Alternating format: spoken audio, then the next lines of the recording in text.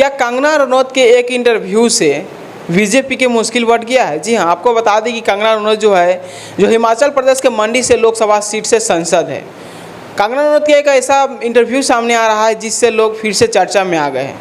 कहा यह जा रहा है जो कंगना रनौत जो ये भाषण दी है जिससे कई लोग नाराज़ हो गए कि इस तरह से कंगना रनौत को जो कहा जा रहा है देश के बारे में जो इस तरह से बोली है कि बांग्लादेश के जैसा हालत हो सकता था पंजाब का। ये कहा जा रहा है कंगना रनौत जो मंडी से सांसद है, बीजेपी के सांसद है कंगना रनौत, बांग्लादेश के जैसा पंजाब का हालत हो सकता था। आपको बता दें कि कंगना रनौत जिस तरह से अभी भाषण सामने आया है, इंटरव्यू दे रही है, जिस तरह से भी हरियाणा में विधानसभा का चुनाव है जिसके लेकर वहाँ के पार्टियों को दिक्कत का सामना करना पड़ जा रहा है।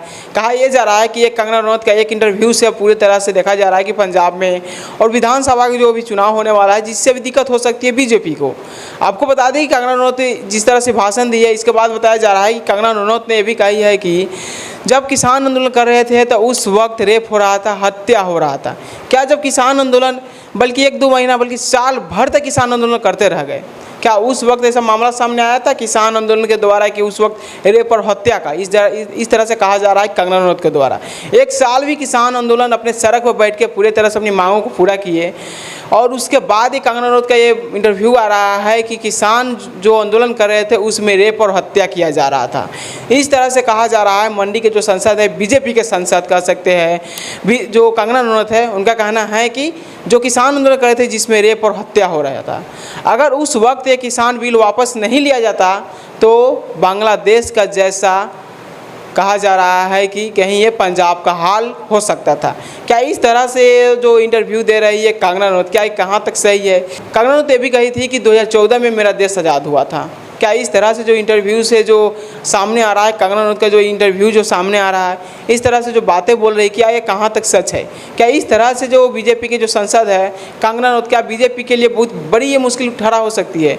क्योंकि इस तरह से देखा जा रहा है कंगना रनौत का जो सोचती है नहीं, इस पर जैसे मन जैसे बोलना शुरू कर देती है।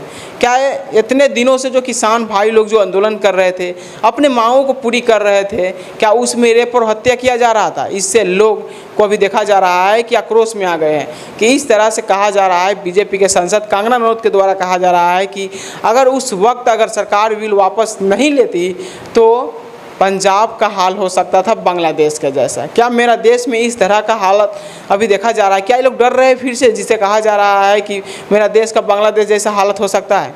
क्या ऐसा कभी हो सकता है? कभी नहीं, क्योंकि इस तरह से जो सोच है कंगना रनौत का सोच आ रहा है, बीजेपी के सांसद के ये सोच इस तरह से आ रहा है कि इस तरह से पंजाब का भी हालत हो सकता था।